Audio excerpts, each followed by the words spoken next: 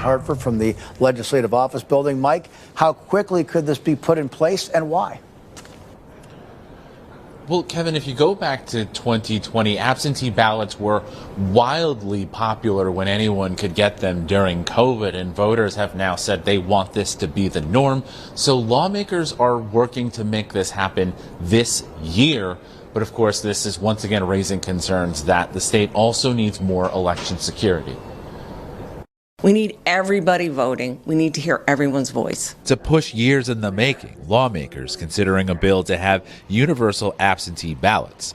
Voters agreed in 2024 to remove strict eligibility rules in the state's constitution, but lawmakers still need to pass a law to give everyone access. To assume that they're going to be able to get to the polling place when the polling place is open, when they're not traveling for work or whatever, is outdated. But this comes amid ongoing allegations of fraud in Bridgeport, like this video of Ganem supporter Wanda Jeter Pataki putting ballots into a drop box. She's facing dozens of charges, as is City Councilor Alfredo Castillo.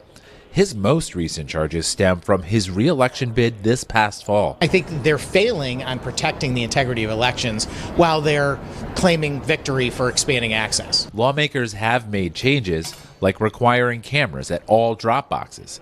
The Secretary of the State is proposing that anyone convicted of election fraud be barred for 12 years from getting absentee ballot applications.